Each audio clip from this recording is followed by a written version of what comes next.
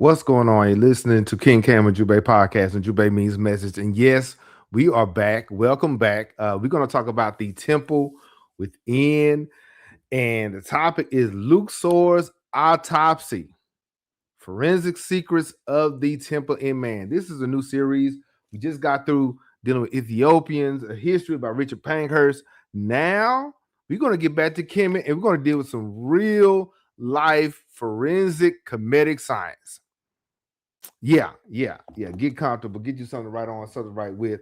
And we are back. I'm glad. I hope all is well with you wherever you are. Yeah, sit back, relax, get you something to write on, something to write with, because this is about to be fun. And today we're going to talk about your body is a temple. And they encoded it in Luxor.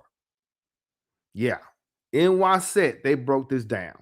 This is not just the Temple of Waset wasn't just a tourist attraction or something of, say, religious purposes. This was science. So yeah, get you. I hope you got something to write on, something to write with. And for the fam who's been getting a newsletter, I did send a syllabus. Yeah, we got a syllabus now. We got a syllabus. So this is about to be a full-blown course. You understand? So I expect you guys to write things down and get it. So tonight we're going to begin with an unusual investigation. So most history programs and podcasts talk about dates and figures, kings and dynasties, which is all cool. It's cool. But today we're approaching ancient Egypt in a different way. We're gonna deal with this in forensic science. You see what I'm saying? So instead of asking who built Luxor, we know that. We're gonna ask a different kind of question. What was the structure designed for? What was it designed for? Okay. So instead of asking, when and where, what was it for real? Okay, greet everybody. Hit the like button as you come in. What's going on, Miss Blue? What's going on? Yeah, we back in the mix. and I'm checking roll. You understand? I gave y'all like 3 weeks off. So it's about to be on now. So the investigation begins with the work of researcher R.A. Swaller de Lubris. I hope I'm pronouncing it correctly. During the 20th century, he and his team, nearly 15 years of measuring and studying Waset, brick by brick, stone by stone. They documented the heights of the walls and the widths, the corridors, the spacing, and the geometric relationship between the chambers. This, bro, they didn't. Of course, we know they didn't do this on this random. They did this on purpose, right? The people at Kemet knew what they were doing. So what they learned, they discovered, it led to a new possibility. Waset, okay, was not just a place of worship or religion or incense burning and things like that. Of course, we talked about the Kari head, we talked about the priest and everything, but we now figuring out that Luxor is an anatomy class. Yeah. So the architectural encyclopedia of everything that the ancient Kemetic people understood about humanity, they broke it down, the cosmos in there and the relationship between the two. And so in that model, the outer pylons, I'm getting ahead of myself, but this is great. The outer pylons corresponded to the feet. The great course corresponded to the abdomen, the stomach, the ribs. The towering colonnades corresponded. It connected. It was related to the chest. And deep inside the temple complex lied the sanctuary, or the, as we would call it here on King Cam and Ujumbe podcast, the Jesseru, the Holy of Holies. This is what D. Lubris talked about. He talked about the skull. I'm gonna show you in a minute. In a few minutes, I'm gonna show you. So today, our investigation begins here with the skull. So, but before we get into that, before we deal with the sanctuary, we need to understand what's going on. We have to understand the person who wrote this. This wasn't just a contemporary or modern kind of Egyptologist, right? He was a philosopher. He's a mathematician and an alchemist, born in 1887. He arrived in Kemet in 1936, following the moment of revelation, while he was standing before the tombs of Remesu or Ramses the ninth, he saw Pharaoh depicted as standing upright in a right angle. Yeah, he looked up and saw Pharaoh standing in a 90-degree angle with proportions 3, 4, and 5, like the Pythagorean theorem. We have to understand that Pythagorean theorem got that from Kemet. Pythagoras, whoever he is, got that from Egypt. And so all this science was broken down and encoded in stone centuries before Pythagoras was born. So in that moment, everything changed for him. So he had to put it on paper. He had to write it down.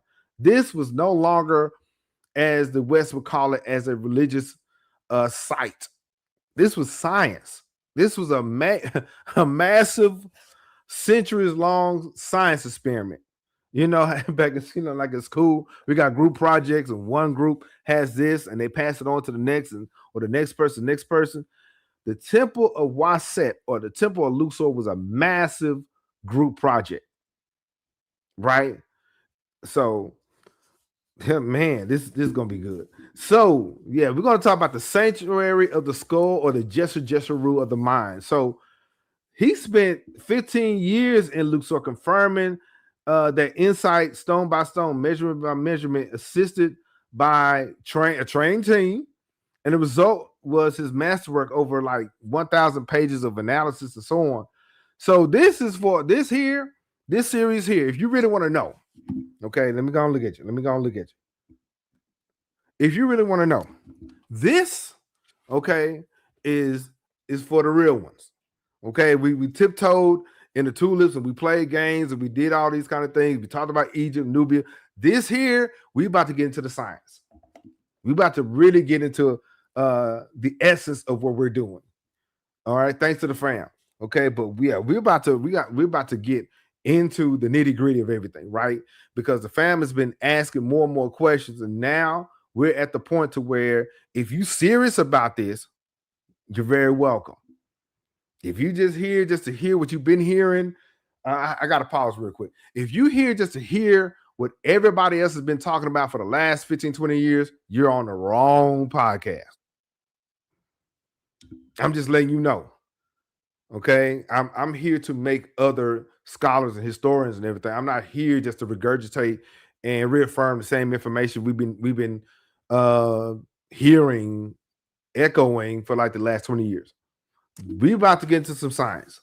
So think about approaching the temple, or the Temple of Waset, at dusk. The desert air cools and the sun disappears behind the cliffs in the western Thebes.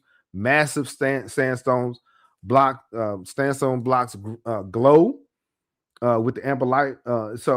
But that's cool. But the deeper meaning we have to understand, we got to move into the complex where the world becomes quiet, or the corridors get narrow, the ceilings drop, the architecture slowly isolates you from the outside world. It begins to feel like you're entering less like a building, but more like entering the mind of a person. Man. So that feeling is not accidental. It was very intentional. The priest and the Kari Heb, they knew what they was talking about. They knew what they was doing. Every proportion, every threshold, every axis was engineered to produce that experience. We know about the pyramids. We know about the Heru and Maquette. But now we're going to deal with some of their temples. The temple was, not a place where, say, you found God. It's a place where you fellowship with him. It teaches you that you are connected to him. So we're gonna get to it. We're gonna get to the business. All right. Now, of course, we're dealing with Ethiopian Kush Kemet. If you ever want to know what King Cam with Ujumbe podcast deal with, we deal with those three. Now, shout out to Library Without Borders. Shout out to the fam. We will deal with West Africa. I got something, but we there's so much information here. So much information. So yeah. So here's the question. If Luxor Temple was built as a map of the human body, the question number one, what does that tell us about the people of Kemet, what they believe every human being truly is? Okay. Number two, modern neuroscience has now confirmed the heart slash brain and the third eye, the pineal gland, and the power of the vagus nerve. So, how did the civilization 3,000 years ago already know this? And why did we forget? Yeah. And so, De Lubris spent 15 years studying, improving this, and in mainstream Egyptology, of course, they write it off, they dismiss it, and so on. But why are some discoveries too dangerous for institutions to accept? And number four, if you are a walking temple, what part of your temple have you been neglecting? Yeah, we're gonna deal with it. We're gonna deal with it. But today, here's some of the topics. Today, we're going to talk about the royal canon, how Egypt measured the divine, the netter or the neteru, the divine principles in stone, the pharaoh as a microcosm, the king as a living temple, right? The axis deviation, the perfect imperfection, right? The intentional being, the headless civilization, and I'm checking roll. Yeah, man. So today we're on pillar number 2, Kemet, the blueprint of sacred civilization, and pillar number 4, the hidden code. Yeah, we're gonna shout out to Brother Ferguson. We're gonna get into some esoteric knowledge and everything a little bit. But the thing is, we got to be careful with leaning into the esoteric and speculative. You see what I'm saying? And that's why it's important that we ground our information with solid books. Shout out to Brother Gales out there at Catherine Johnson Academy. We did an interview last year. Shout out to him. He asked me, how did I get all this information? I get this information by solid books, right? We don't just come out the dome with it. If I find it, you guys are going to get it, right? And so, what did the builders of Waset or Luxor Temple know about the human body, and why did they carve it in stone, right? Why did they do that? And so, we got a few things. I'm going to read a little bit. Okay, make sure you get this book, check it out. The affiliate link is in the description. But see, this is what happens when you give me a whole lot of time off. I do a whole lot of reading, right? And so he establishes this fact by saying, however, simple reason shows us that, for example, if the Gospels or New Testament Gospels or the Injil were written to teach the way of truth, and show us what this truth consists of, then the form of parables or stories, okay, and enigmatic phrases chosen for this revelation will be nonsensical if its purpose were to conceal the truth. He's basically talking about the reason for the truth, the reason why they are doing this, the reason why the people of Kemet possibly are doing this. He basically said, truth then, the form of parables and enigmatic phrases chosen for this revelation or knowledge would be nonsense if the purpose was just to conceal it or hide it. That's the thing, man. See, there's a lot of people out there that say they got a lot of information. They got a lot of information. However, they don't want to share it. So what's the use of you having all this so-called knowledge and you concealing it? Now, but if you are doing it in a parable form, because he continues, okay, the purpose of these parables and phrases is not to hide anything from he who has an eye to see and ears to hear. The parables is not to keep anything away from those who really can see and hear and understand. Okay, according to this formula, the evangelical formula, this purpose is to select those who develop the necessary understanding and who are, for this reason, worthy of these secrets. Thing is, we've been dropping gems and jewels for the last 5 years, almost 6 years. Some people catch it, some people don't. Right? And so once again, the purpose is to select those. We don't select people. So the information selects the people. Select those who develop the necessary understanding and who are, for this reason, worthy of these secrets. Okay. There was never any intent to conceal the information from those who are prepared. Okay. And he goes on to say this concerning education. However, there is a type of education that using the vital organs in which the nervous flux is transformed, as well as the centers or nodes of this flux, can awaken consciousness of states that precede and transcend material forms. So there's a way to educate people. There's different forms of education. There's different styles of education, right? And so he goes on to say this. He said, the Western world, the West, however, has no terminology for this science. And thus, we must have recourse to the Oriental language. The Western world may not have this information, but the people of the East, the people of Kemet, knows it. Shout out to Baba Yahya, who breaks this down really good. And I'm talking about him in a minute. But the words alone are useless. The Greco-Roman words are useless without concepts of ancient Kemet. Is in fact one of the major sources of these sciences. Kemet, Nubia, Ethiopia is a major source of these sciences, right? However, the true vocabulary of the pharaonic language, or even a provisional one, will never be possible unless attention is given to the questions which we define as psycho-spiritual. Okay. Well, what's going on, Sister Linda? What's going on? What's going on? Like she said, good evening, everyone. Welcome back. Yeah. I had to take a break. But guess what's going to happen? We all going to learn together.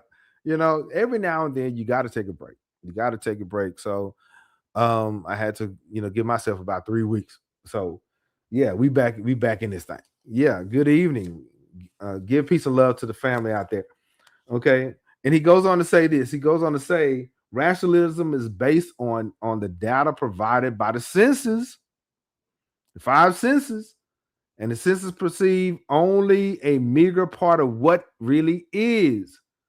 Sometimes you hear that believe half what you see and none of what you hear kind of stuff.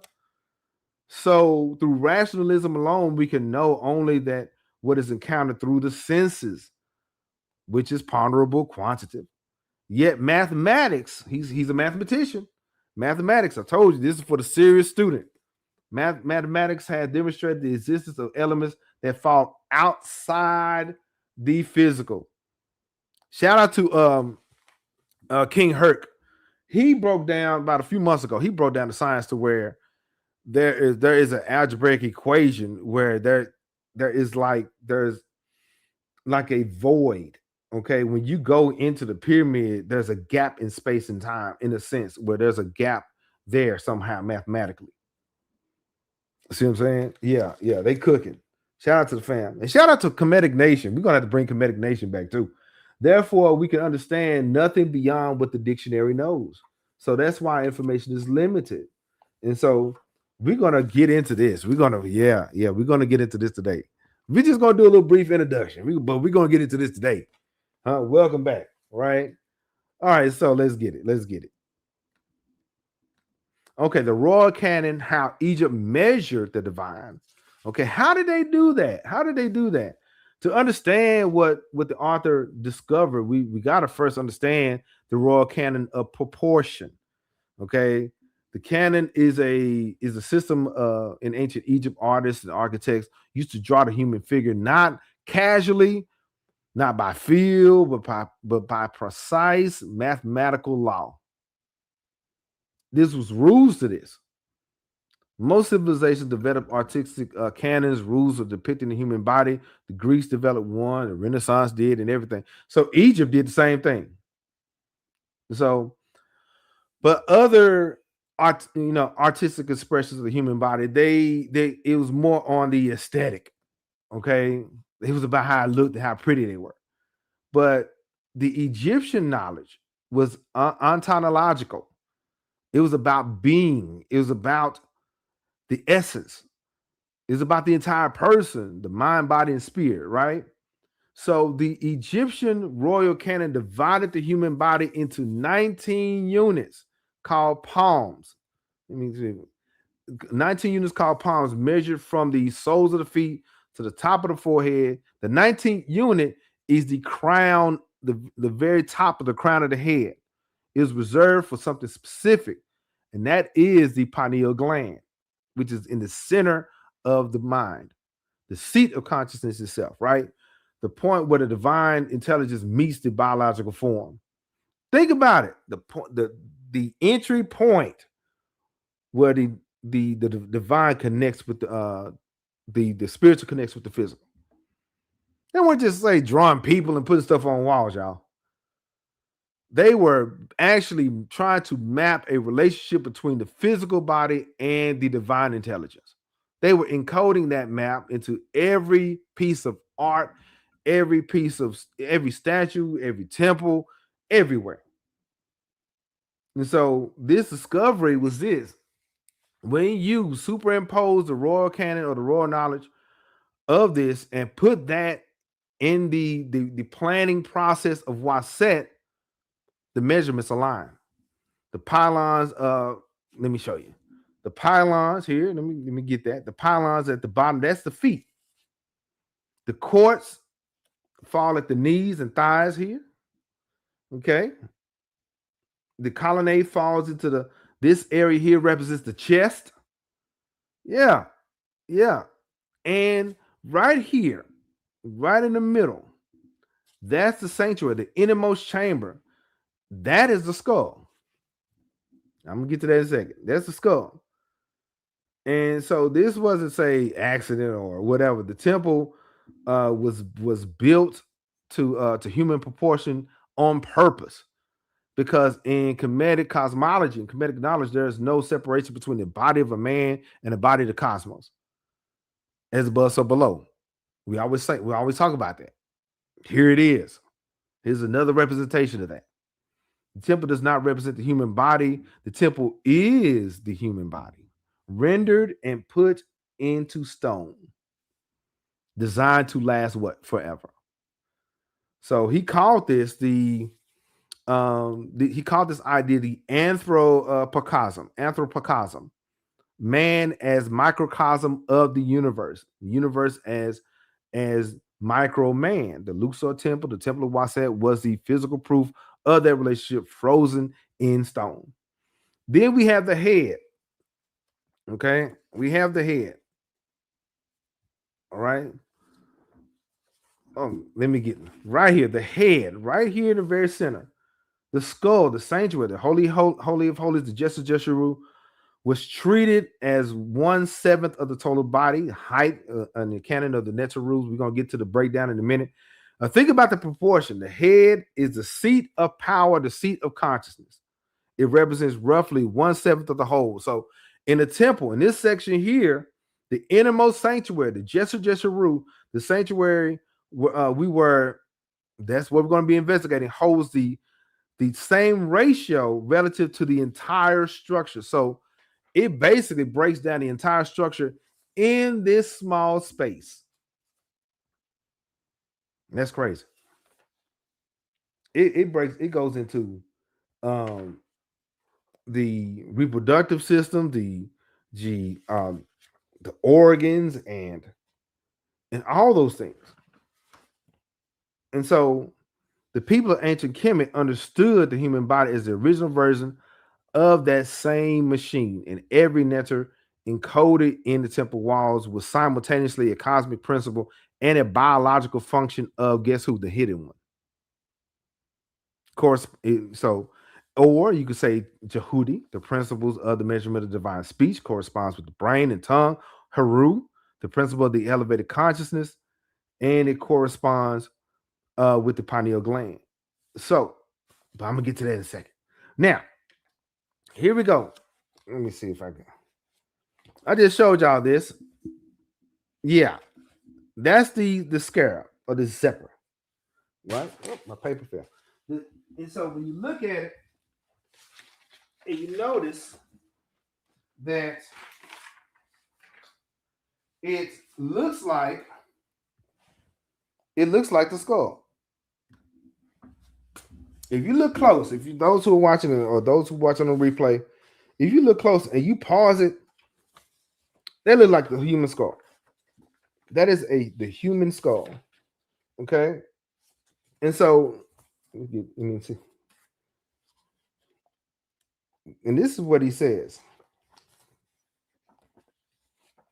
Okay, it says the head stands for the covered temple, the sanctuary of the human body where all the control centers are gathered. It has the same symbolic meaning in the temple. The psychological or organic study of the head is very complex. Shout out to the psychologists and everything. The physiological organic study of the head is very complex. And here he says, among these organs, we have the medulla oblongata, the pons, the terminal point, the cerebellum, the cerebrum. So he breaks down the fact that the actual innermost part, he points this out. He says this on page 54. It's interesting to find this organ contained in an external bony framework, which is the skull. Okay. And it looks like the scarab or the zephyr. This characteristic, like the sutures of the skull and the entire shape thus formed by the crown of the skull, could be compared with the image of the zephyr. The head of a man, which serves as the symbolic base of this temple, is depicted without the crown of the skull. So basically saying here the dawn of creation. Okay, we know what the zephyr represents. Okay, is symbolic of creativity. Your brain, your mind, okay, is part of that creating. It is the creative process. So therefore, the zephyr is the dawning of that process. And get this, it is in the most secluded part of the temple.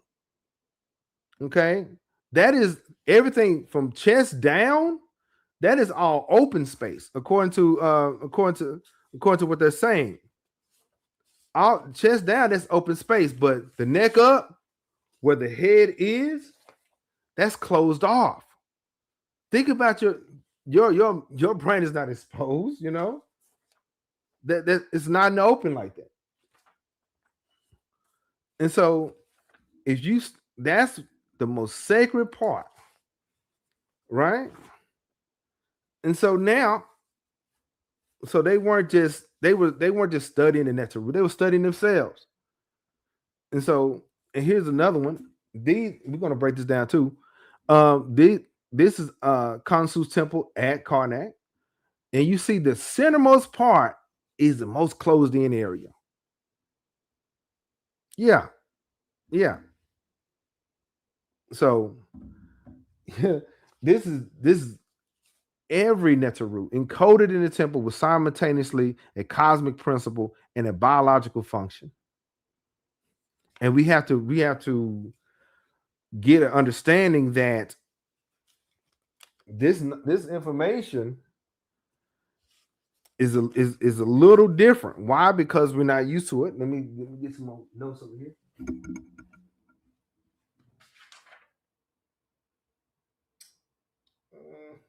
Hold on. Oh, draw my page. All right. Now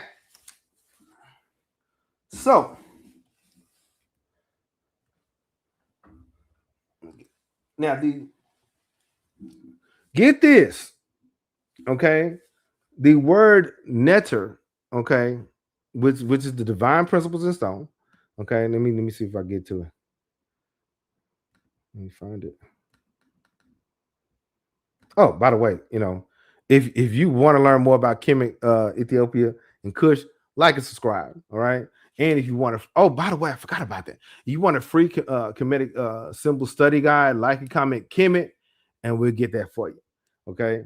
Now, let me get to now. Here it is. Because I'm gonna get back to the slides. I'm gonna get back to that. But the word neter or neteru is often translated as in the Western world as God. But the author, he argued forcibly that this translation is not all the way correct. And Neter or Neteru is not a deity in the way the Western world understands deity. And Neter is a principle. It is a energetic, formative law of nature. It is a science. It's power. It's a cosmic function that exists whether or not anyone names it or worships it at all. Think of it like this: gravity is not a god, but it can be seen as a netter or a element or a force. It's an invisible principle that governs all physical reality.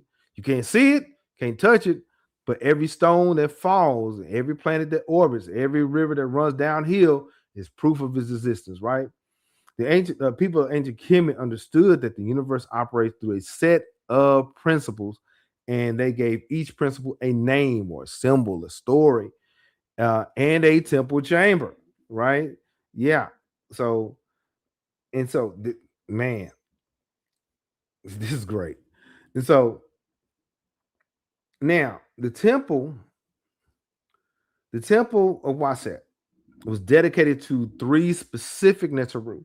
Okay, it was very they was very intentional as to who and what they was revering and respecting, right? Um, and so in this case, it one was Amun, the hidden one, the principle of the invisible creative force behind all manifestation. Okay, Amun is the breath you can't see but cannot live without. He's the intelligence behind the universe that has no face, no mixed form, no single expression.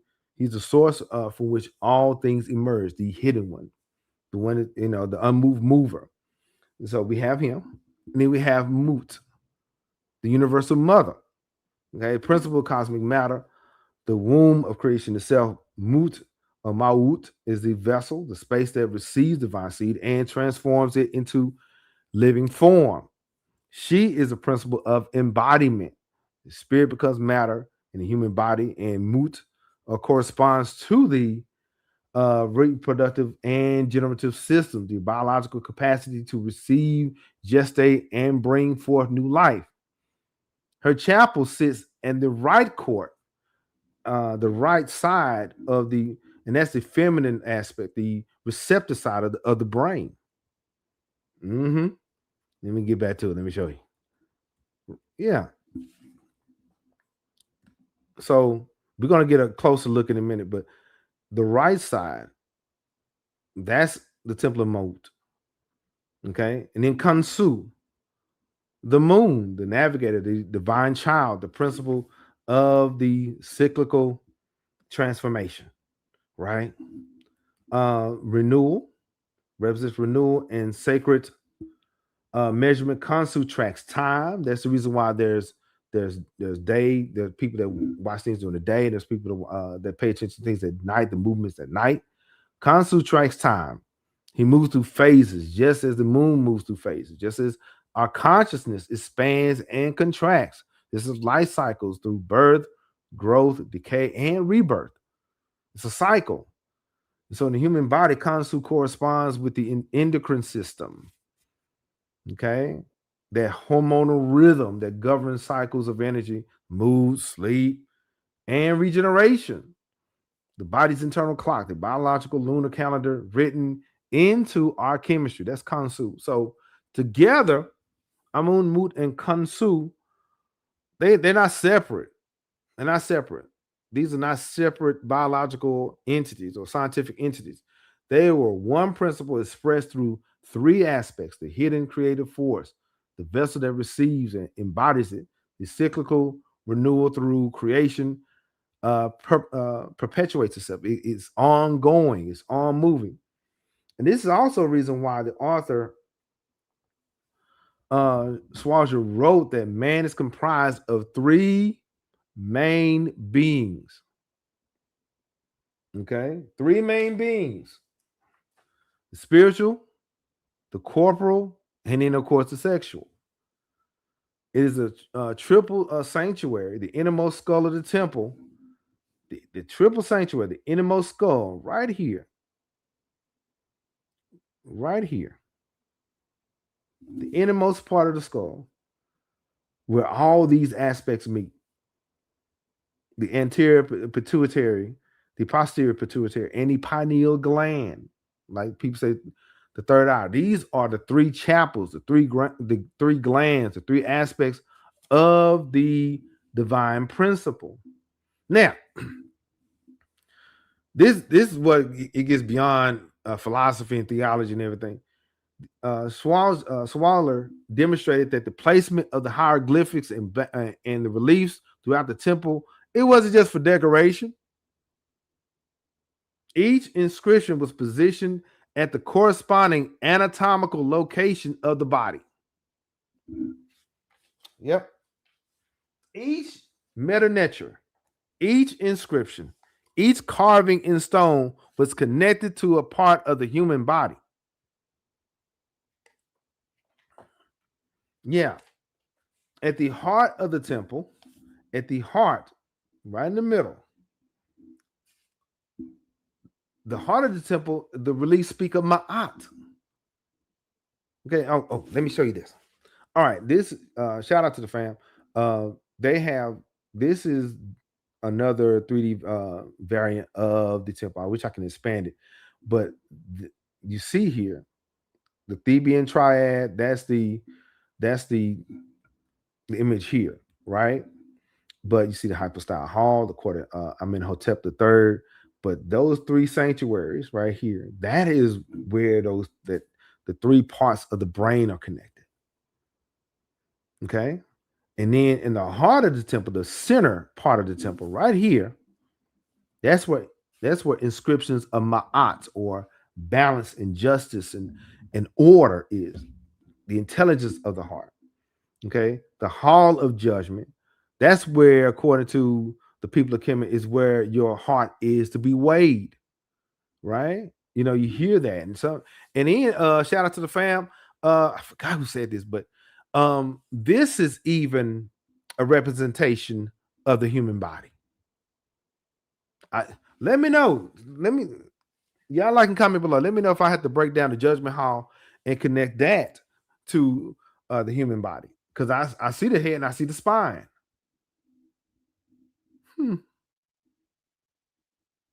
And you notice, just like the Jesseru, okay, it's cut off. It's like sectioned off there. Y'all let me know. And then we have the throat of the temple. Okay. The throat of the temple, right in the, a little bit above the heart, the throat of the temple. Okay. The hieroglyphics refer to the metanetra, the sacred words, the divine speech that calls reality into existence. Words of power being spoken. Right. Then we have the outer wall. Okay. The outer wall of the reproductive zone, the reproductive area. Okay. There's large artifact carvings of Amun in the form of Min Amun. His business. He got his business out there like that. Is known as Kamutef. Kamutef. Creation manifests as, of course, sexual energy. Okay. Reproduction. Okay. The generative force of the universe, depicted as at the precise anatomical location, corresponds to the human body. So this area here is where the obelisk and Kamutef would be, right at this area here. Okay, and the generative force of the universe, depicted in precise anatomical location, corresponding to the human body. And this is another look of it. Okay, this is those pylons here. Okay, representing reproduction and power. Okay, and also Kamutef is another word for, correct me if I'm wrong, the bull of Mut. Right. Of course, that some of the early pharaohs they will wrap their apron with the tail of a bull, as you can see, the tail of a bull. meant vigor and power. Okay, what's going on? The fam is what's going on, Grand Madam Turo? What's going on? Yeah, we back. We're breaking down the anatomy and physiology of the temple of Waset. We about to cook. Yeah, yeah, that's correct. Hamut, the bull of his mother. That's correct. Thank you, fam. I appreciate it. Shout out to Anna Ankh. Really appreciate it. Much love to the fam. You guys came. Y'all are not late. You just in time. We just breaking a little. We just chopping it up. Just talking. But yes, that represented the energy and power and vigor. Okay, of new life, right? And so they believed. They also believed in the power of sound and vibration. Okay, they built that belief into stone. They created a chamber, the throat of the temple, like some people say, the throat chakra. I don't know nothing about chakras. Just saying, don't ask me. Don't leave me alone. Don't. But what I do know that the people that built these temples built them in such a way to where if you hit the stone with a pitchfork or a tuning fork, it plays a note. It makes a sound. So the throat of the temple especially is designed to amplify the sacred chants that they would say, the sacred words they would say. The resonance of stone walls amplified the voice, and through the amplification activated the corresponding um energy center in the in the actual human being that's standing inside of it. This is not mysticism. This is all architectural technology. The temple was a machine for producing consciousness. And the people of ancient Kemet understood that the human body was the original version of that same machine. So every netaru, every scientific principle encoded in the temple walls was simultaneously a cosmic principle and a biological function. Okay. They were studying themselves. They were studying science. So here it is. We talked about the royal canon a little bit, the netter, Pharaoh as a microcosm. Yeah, we about to get into that. Pharaoh as a microcosm, because look at this. This man got to get this book. The affiliate link is in the description. But okay, Temple and Man. He broke down Luxor into sections. Look at that. The covered temple, that's where the head is. The chest, okay, the peristyle court, the colonnade of Amun, the court of Remesu or Ramses, and then the feet. Yeah, man. And so he goes on. He says that the abdomen is represented by the peristyle court. The pubis is located exactly at the door separating the peristyle form and the colonnade. So they're all walls of separation. Okay, they're all walls of separation showing each level where the human body is, the tibias or the legs, are framed by these colossi here. Yeah. So the crown of skull marked off in the Egyptian figuration by a headband or in a diadem or the wajet. And this is a veritable revelation with regard to the psycho-spiritual knowledge of the ancestors of ancient Kemet. The temple of Luxor or Waset is indisputably devoted to the human microcosm. That's what he's saying. That's what he's saying. Yeah. And he goes on to say this. Okay, as we go further into this knowledge, this information. Okay, everything is in proportion. Okay, it shows that the Wajet in the plan of the sanctuaries has not been born subsequently or after the fact. It was part of the plan. So Wajet at the very top here was part of it. This section here. Yeah.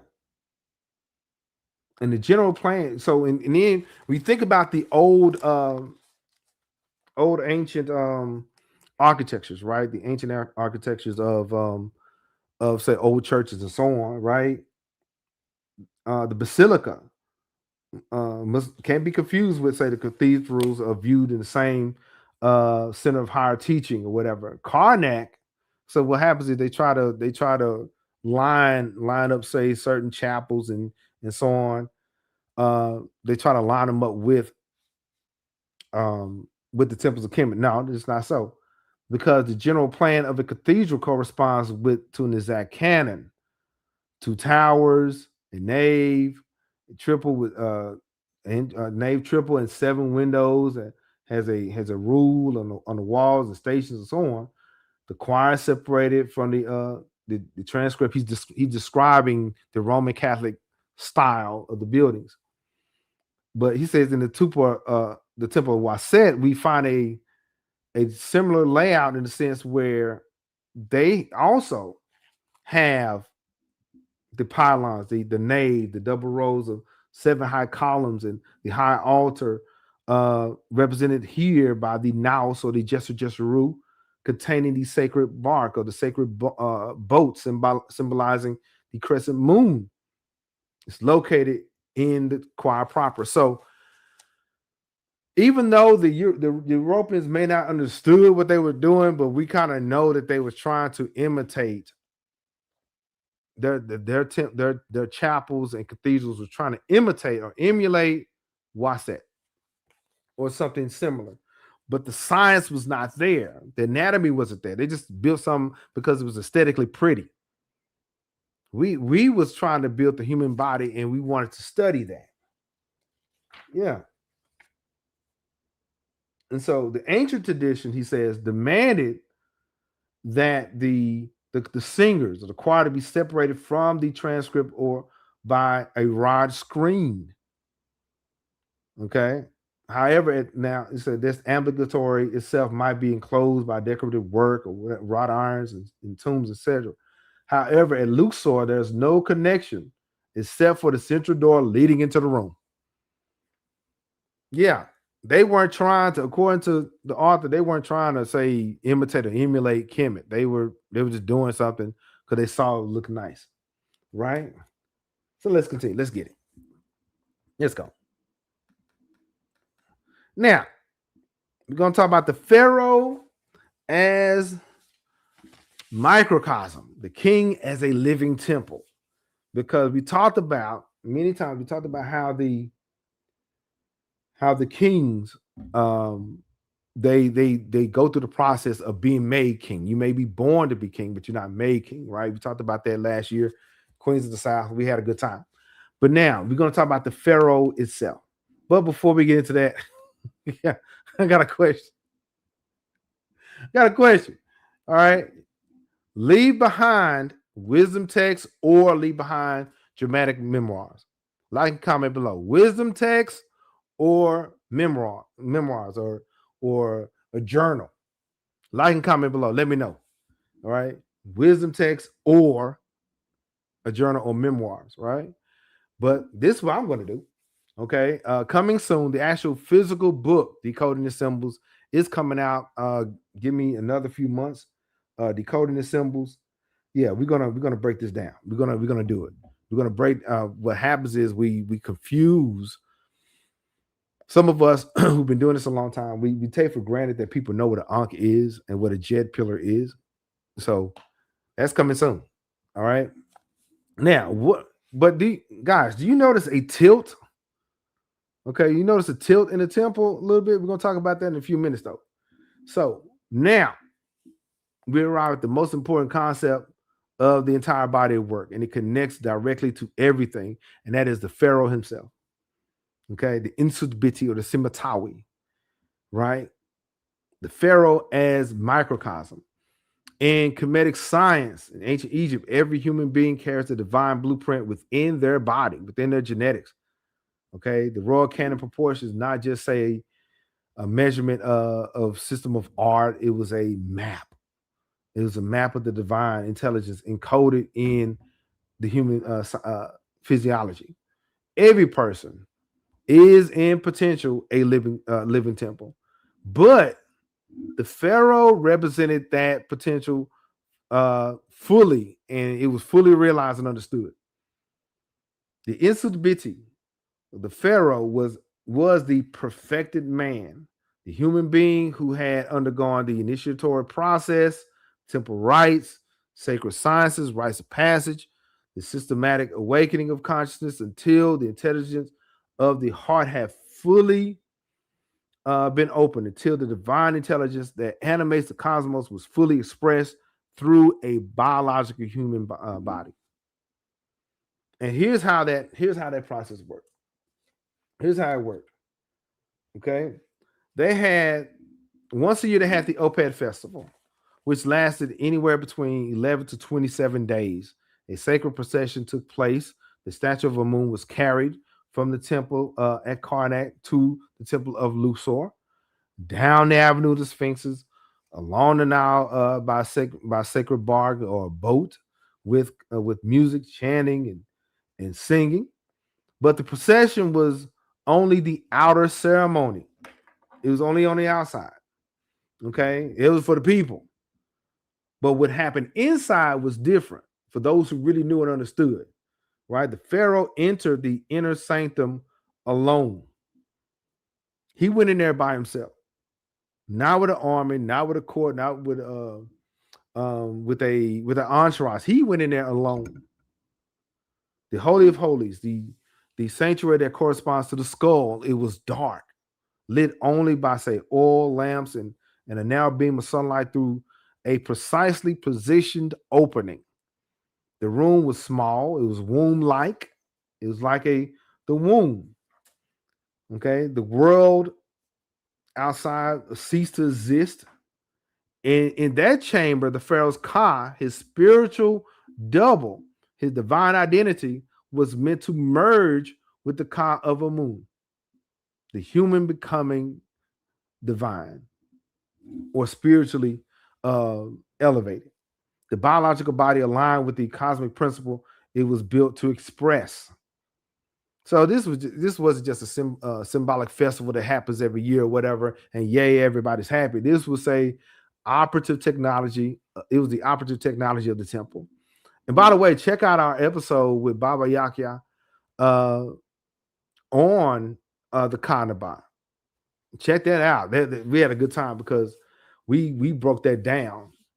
We really did. So once you get done with that, check it out. Okay.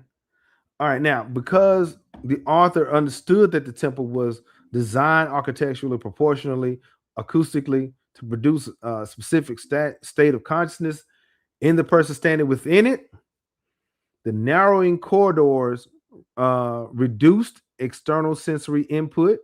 So you couldn't hear anything from the outside. You couldn't.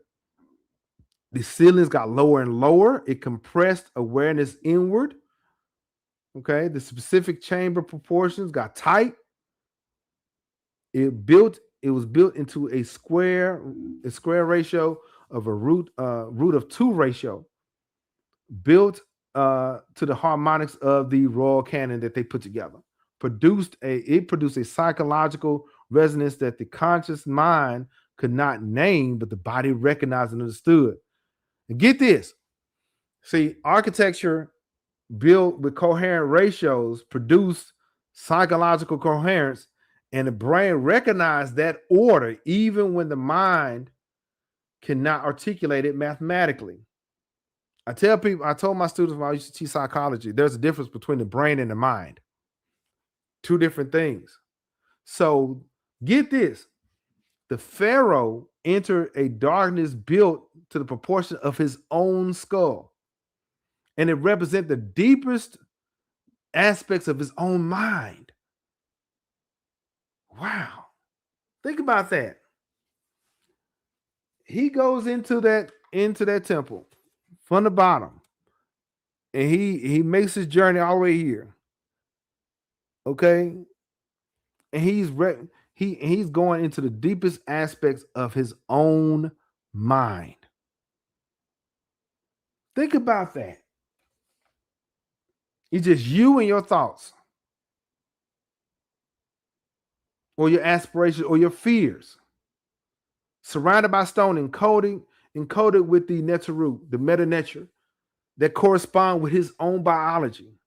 That is supposed to empower and charge him, energize him. And in that state, isolated, proportionally held, sonically activated, he was meant to know, not just believe. Okay. He was to know that he was a living expression of the Neteru. He wrote that the author Schwaller wrote that this divinization of the individual body on the microcosmic level was the goal and purpose of the entire evolution of human consciousness. That's what it was about. Not just for, say, the pharaoh, but for everybody. The pharaoh was simply he demonstrated what could be possible. See what I'm saying? And the temple built to the same proportions as the pharaoh's body was the educational institution where initiates were meant to learn how to become that. That's what it's about. That's what it means. See, when an initiate walked into Waset, into Luxor Temple, they weren't just going there to pray and to pour libations and keep it moving. They were entering a mirror, a 3,000-year-old architectural mirror that reflected back the sacred geometry and science of their own body. Every corridor was a nerve pathway. Every chamber was an organ. Every bas relief or the meta nature that was on the wall was a lesson about a specific biological and spiritual function. Now, I do understand that some people may not be able to roll with this. Why? Because they're still used to us repeating the same information over and over again. I get it. But welcome to King Cam and Ujumbe podcast, where we're learning new things together, right? So the temple was saying, look at what you are and look at what you can be. Look at what you're capable of becoming. That's the deepest knowledge. People, they go and they go on the tourist attraction, but the deepest knowledge is showing you this is what you can be and what you become. You can become. And that's the thing is, that's the reason why a lot of mainstream Egyptologists at this time refuse to engage with them, refuse to deal with them. Why? Because if the temple was an educational institution designed to produce divine human beings, the Egyptian civilization was not a primitive ancestor of Greek civilization. It was far more advanced than Greece or Rome. And we know that, but you know how it goes. And he said it plainly, ancient Kemet, not Greece, is the base of Western science. We read that earlier. The Pythagorean theorem, known in Egypt centuries before Pythagoras. The golden ratio, built into the proportion of Luxor's temple. Here it is. The golden ratio for my mathematicians and math magicians. Yeah, there is, man, these folk had a skill set. Okay, shout out to the fam. I saw this on Facebook. Shout out to the fam, but every aspect was connected to the golden ratio. Okay, not just say the Sphinx, not just the pyramids, right? But the actual temples was broken down into the golden ratio. There was two axes of construction: the axis of stability, which passes through the ear or the inner ear, which is the equilibrium, and the axis of movement.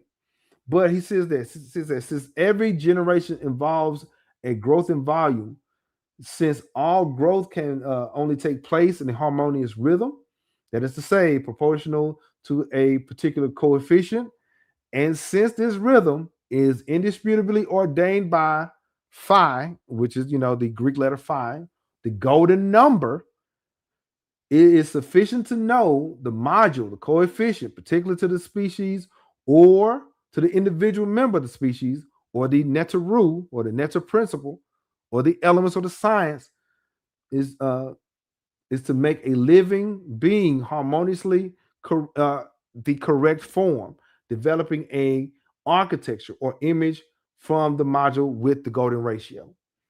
So in response to this reasoning, he basically says some people may object that, but you can't deny it.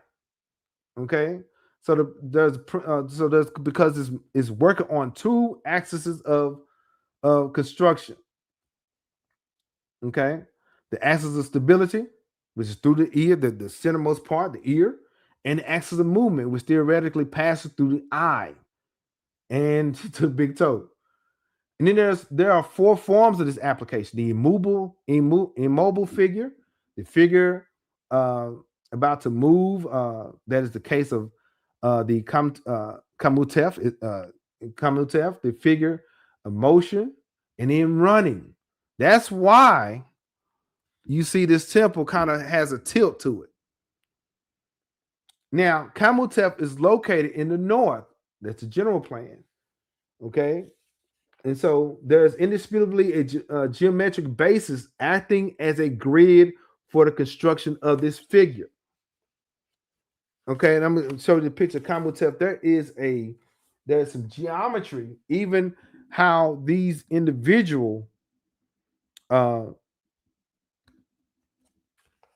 pylons are made, or the hieroglyphs made. You see, right in the center, there is a golden ratio. Get the book, y'all. Get the book. But yeah, it's even the meta nature is broken down in the golden ratio, right? And so let me get back to it. And so the second stage, as the great Amunian colonnade, okay, that's as far as the seated black colossi located in the front entrance. That's at the very. Let me see if I can get an image of it. Yeah, right here, the very bottom. That's the legs. It's obvious that the overall plan pre-existed and that it was known to those who executed it. This is shown by the strict observance of the proportions that cannot always be the result of coincidences. It's just like, oh, they just did it, on accident. No, they did this on purpose. The axis of Amun, or the hidden one, which is traced by the first builders under the paving of the sanctuary in the Jesseru, okay, and the ends and ends in the north quite precisely in the axis of Amunian.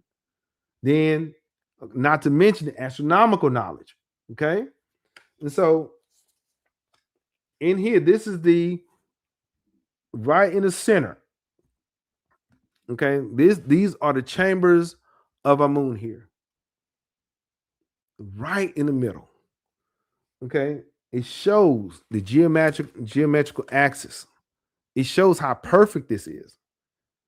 This represents the head and neck of that person. Yeah. Each wall and its inscription should be studied according to the axis that rules it. There is neither poor execution nor incoherence in the architecture of the covered temple. That middle part where the skull is, or the skull would be, that's covered. That's covered. Your brain is covered. Your mind is covered, right? And so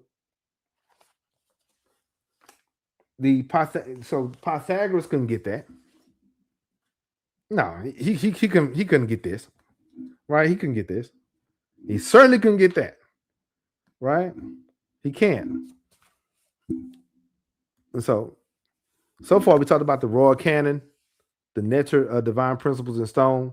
This is just overview. Pharaoh as a microcosm and the axis deviation. Yeah, the axis deviation.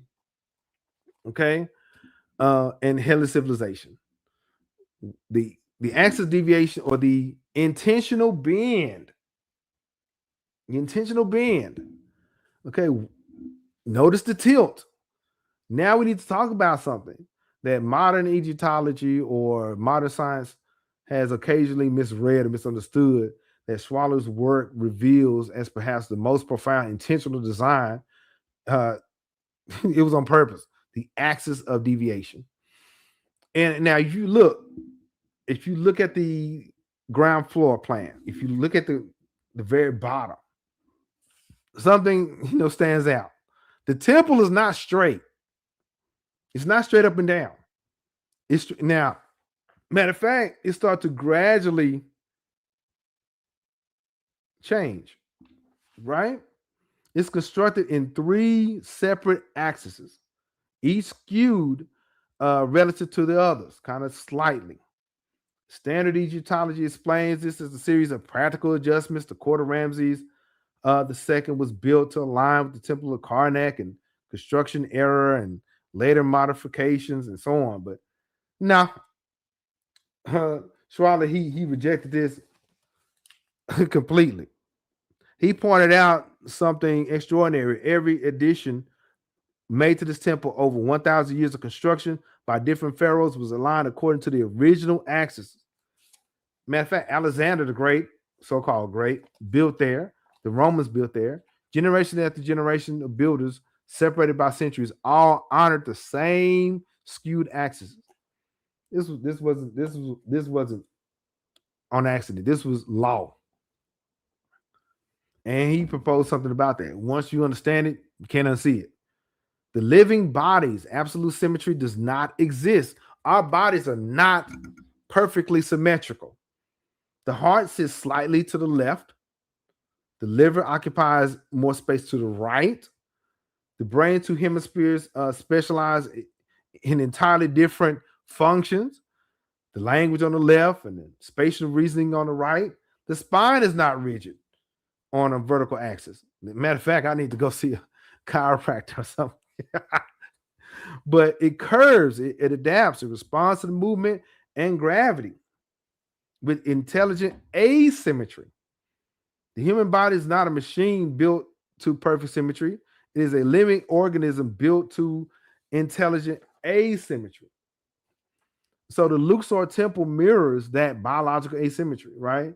The axis deviation corresponds to the anatomical transition in the human body from the torso, from the chest to the lower limbs, from the chest to the lower limbs, the point where the spine meets the pelvis, where the upright axis of consciousness connects to the generative and locomotive base of the body.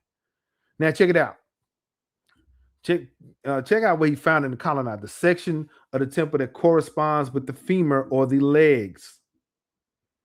Okay, the legs, the bottom area, the largest bone in the body.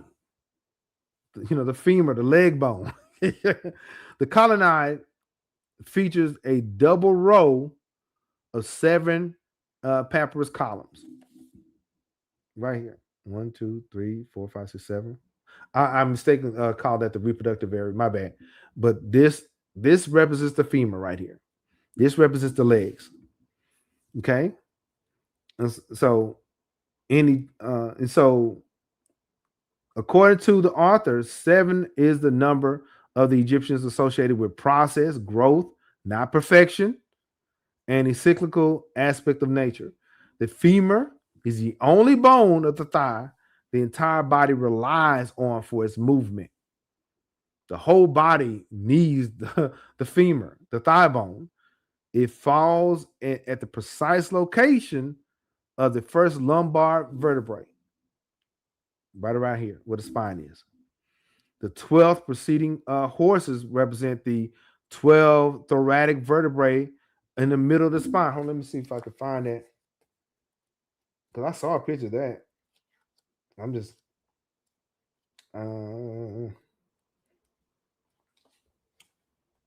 there it is.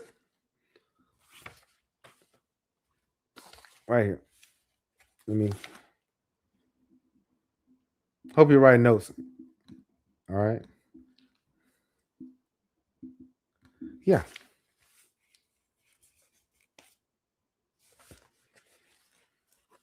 Wow. And so we have the 7 papyrus, the horses associated with the process and growth, and the entire body relies on that. And then the outer wall made one of the most precise discoveries. The author made the most precise discoveries in the chariot carved into exterior walls. He counted the horses. It was 13 horses. 13 horses. When he compared the position of the 13th horse against the anatomically correct skeleton overlaid in the temple plane, it falls at the precise location of the first lumbar vertebrae. The 12 horses, the preceding horses represent the 12 thoracic vertebrae in the middle of the spine. So the 12 horses represented the spine. See what I'm saying? And so, yeah. And then we have the femur, right? So the quarter Ramses, built on the skewed axis at the very bottom, it's not perfect, corresponds to the legs from the knee down. Like this dude, who seen that movie? I'm gonna get you sucker. He got mad, said from the knee, from the knee down, you mind? Oh man, who's matter of fact, who's seen that movie? I'm gonna either is unless I'm confusing it with Martin. Who's we know the guy. Okay, he's 5 foot nothing, and he was on I'm Gonna Get You Sucker, the movie, and he he was on Martin, and he came out with them nunchucks. Y'all let me know. All right. And so from the knee down, the statues in the court, they're the only striding statues in the center in the entire temple complex. The pharaoh is seen in full stride and in full motion. Okay, I said this quite a few times. Whenever you see a statue with the pharaoh with his left leg moving forward, at that time he was living. At the time, he was alive. He was shown as a man in motion, the lower body built for movement and growth, depicted through architecture that itself breaks from stillness into dynamic angles. The temple is not like it's not just a body in a sense, but it's supposed to move like one. It's supposed to move. It was supposed to show us perfect imperfections.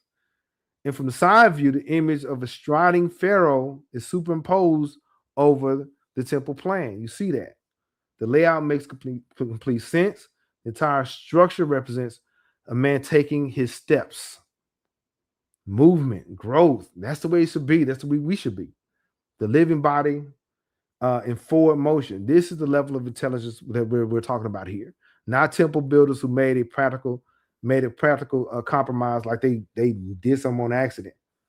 The temple builders who encoded biological truth so precisely into their architecture that 15 centuries later, a philosopher, mathematician, wrote about it.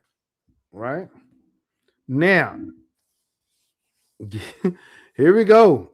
This is coming up soon.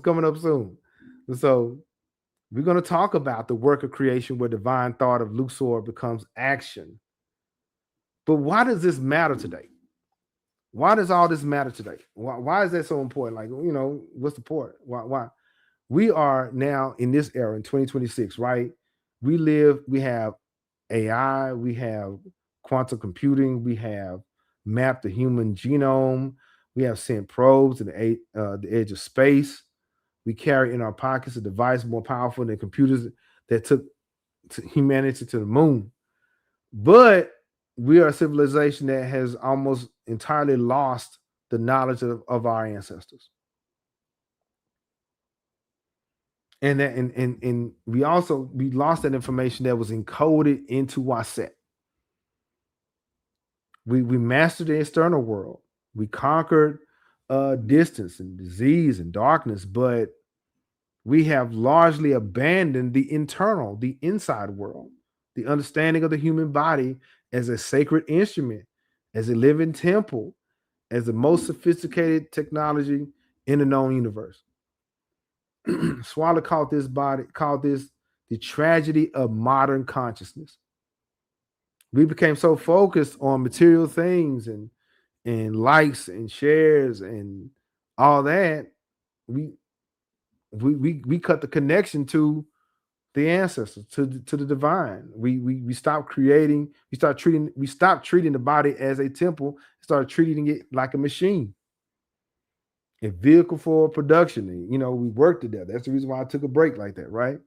A biological mechanism that generates economic output until it breaks down. But here's what's happening right now.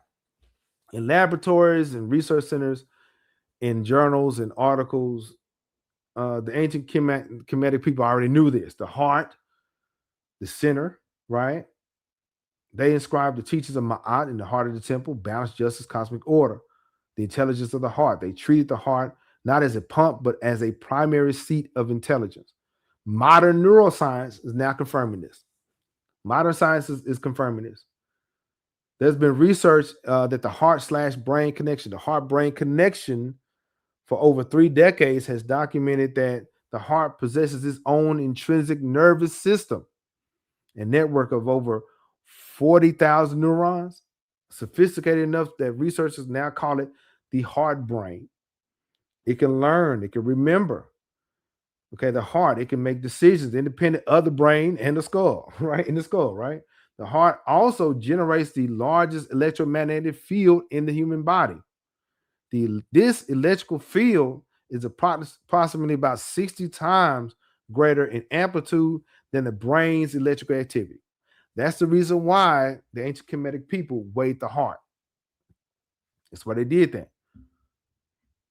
The electromagnetic field of your heart reaches other people before you speak a single word. The ancestors treated the heart as the seat of intelligence, the place where Ma'at is, or Ma'at lives, right? Then we have the pineal gland, the third eye, right? The apex of the royal knowledge, right? The Kemetic knowledge, the 19th palm, the crown, the point where the divine intelligence meets biological form. They depicted that as the Uraeus or Wajet, the sacred serpent that rises from the forehead of the pharaoh, not decoration. It was basically anatomy. Modern neuroscience has confirmed that the pineal gland produces melatonin, regulates the rhythms, and it also is sensitive to light in ways that we're still trying to figure out. Research is ongoing into this role of consciousness that science does not yet fully understand. What we do know is the ancient Kemetic people placed this gland at the highest point of their anatomical canon. And that designation is looking more accurate almost every decade. Then we have the vagus nerve. The vagus nerve. The people of Kemet encoded the power of the meta nature in sacred words at the throat of the temple, at the throat of the temple. Right? They understood that vibration, chant, song, music, sacred speech produced transformations in the body that went beyond the mind. They built stone chambers specifically proportioned to amplify vocal resonance, not for performance, but for activation. That's why music is so important to us. Modern science now understands this through the vagus nerve, which is the longest nerve in the human body, running from the brainstem through the throat, the heart, deep into the gut. It carries signals of safety, danger, and emotional regulation throughout the body. Research has shown that vocal toning, chanting, singing, sound vibration directly stimulates the vagus nerve, shifting the body from states of stress into states of coherence and restoration.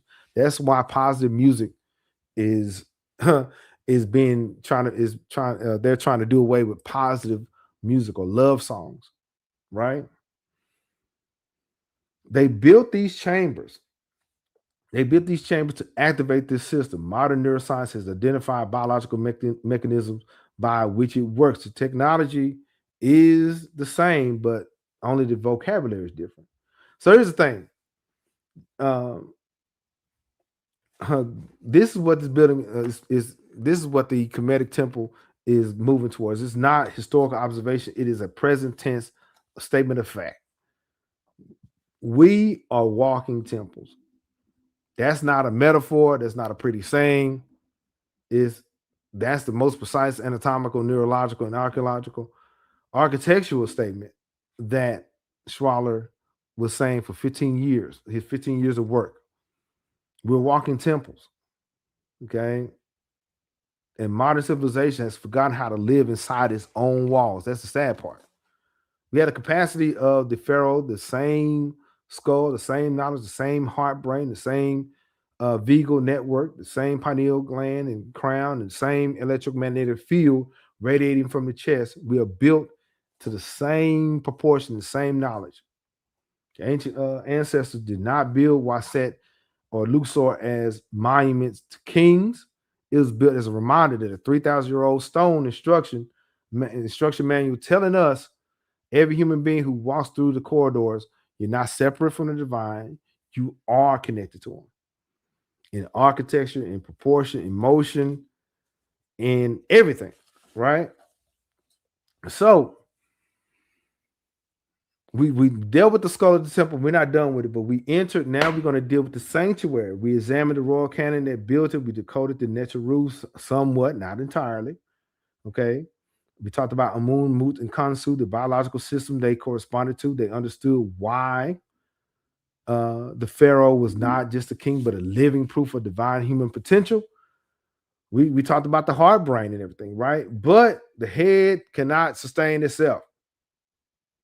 Okay, and the temple, like the body, does not end at the neck.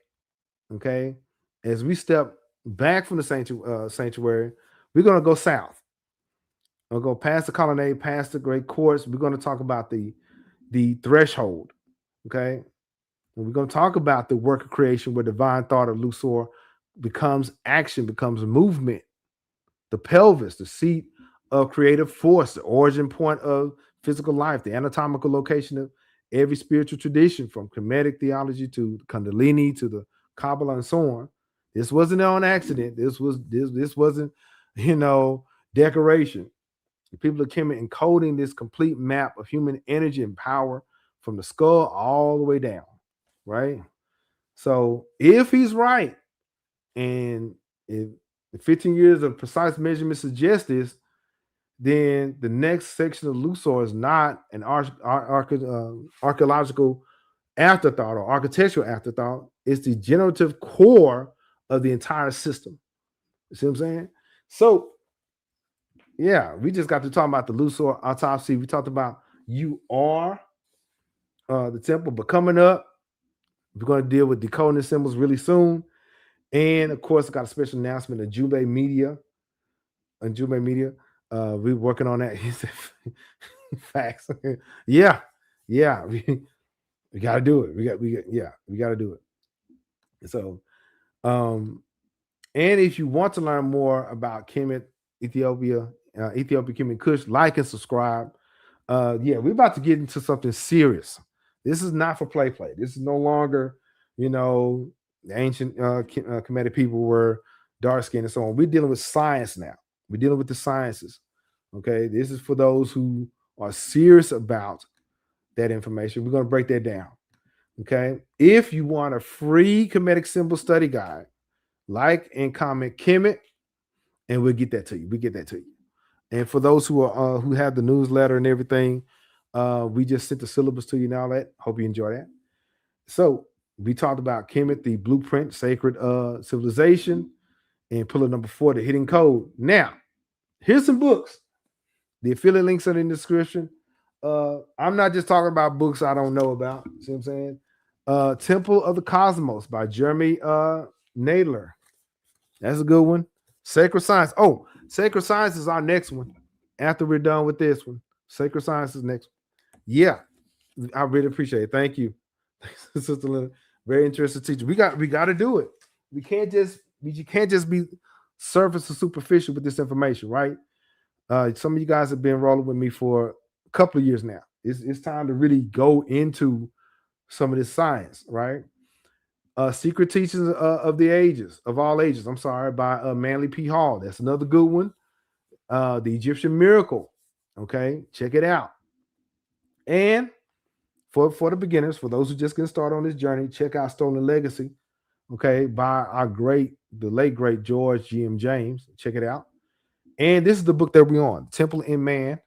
Okay, by Shwela D. Lubris. Check it out. It's a small book. It's a small book. It has let me see. It's a quick read, but it gets you going. It has let me see, 8 chapters. Yeah, it's really good. Check it out. Oh, and get ready. I have my book, The Crusades Jihad in East Africa. I have the new edition that's going to come out this summer. And shout out to the Ujumbe members, those who are members of the Ujumbe membership. Shout out to Sister Bina Scott, Brother Mo, Brother Isu, and Proma Nocta King. Shout out to them. They kind of they get the videos first. They get the heads up as to what we're doing, why we're doing it, and everything. You know, membership has its benefits, right? So join the membership. Check it out.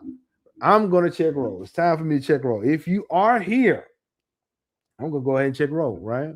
So shout out to our new Ujumbe family members, Nakaya Pickens. Shout out to Mello. Shout out to Margaret Pinard, Akuma, David, Tev Tech, Jazal Ifa, Zion Production.